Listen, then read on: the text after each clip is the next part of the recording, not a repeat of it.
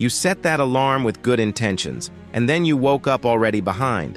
Maybe you got 5 hours. Maybe the work problem you couldn't solve yesterday is already sitting in your chest at 4:58 a.m. Maybe you're just flat. No real reason, just empty. Here's what usually happens next. You walk into the garage. You look at your program. It calls for 4 sets of 5 at a weight that felt hard last week, and your body says, not today. So you do 2 sets, half commit the third, and quit at 5:22 because it felt pointless. Or you don't go at all. I've done both. More times than I want to count. And here's what I learned the hard way. That wasn't a motivation problem. That was a protocol problem. When you walk into your garage depleted, you're not a weaker version of your peak self. You are a different operational state. And most training programs are written for the peak version.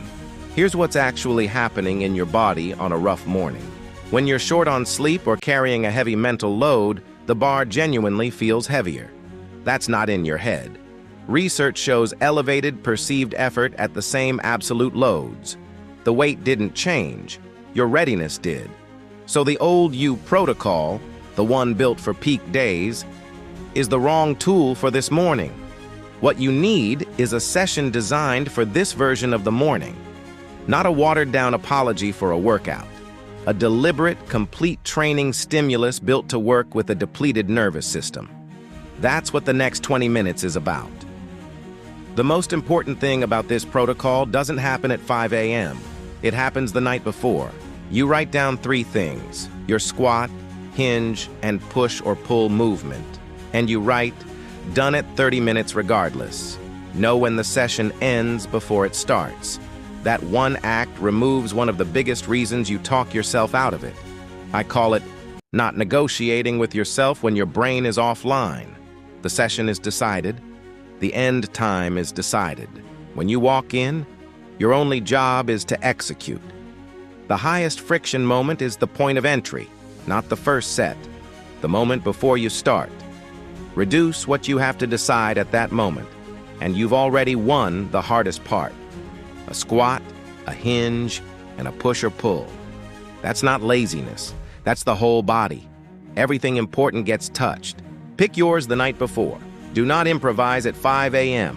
That decision has already cost you sessions. On a hard morning, take the load down a notch. Call it 10 or 15% lighter than your usual working weight. That's not backing off. That's reading the day. Treat this figure as a starting point, not a law. Your job is to walk in, feel where you are, and load accordingly. Lighter than your top end, but not just going through motions. Here's the thing about going lighter. It doesn't mean easy. 2 sets close to your limit at a managed load is still a real training signal. Research on minimum effective volume shows that 1 or 2 sets can produce a meaningful signal. This isn't wasted time. This is deliberate stimulus management. Minutes 0 to 5, movement ramp. Deliberate movement, hip circles, bodyweight squats, shoulder rotations. Get the joints talking. Minutes 5 to 25, the work. 2 working sets per movement, 60 to 90 seconds rest between sets. That's it. 6 total working sets. 20 minutes of actual work inside that window if you move with intention and don't stand around. Stop each set 1 or 2 reps before you'd normally start grinding. Today you stop just short of it. That's the protocol. Minutes 25 to 30. Walk it off. A few slow movements. Breathe. You're done. 30 minutes. 6 sets. You showed up. Here's the thing most guys forget. You don't need to feel good to start.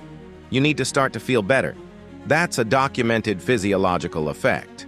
Moderate intensity exercise consistently shows acute improvements in mood and reductions in state anxiety. The session can improve the state that made it feel impossible to start. You will walk out feeling better more often than you think. In training, the session you finish, even a short one, counts more than the session you abandoned. Consistency compounds. The dad who shows up on bad mornings and does the minimum effective work is building something the peak-only dad isn't. If you want this built into a full 12-week structure designed for the busy dad, that's Project Longevity. Link in the description. One more thing. If you are genuinely ill, Fever, dizziness, real joint pain, the protocol is 10 minutes of easy movement, then rest. Knowing that exit exists is part of what makes starting possible. You're not locked into suffering. You're locked into showing up. There's something that happens when you show up on the worst morning and still get it done. That's who you're becoming. And that guy is useful for a long time. Do the work. See you next week.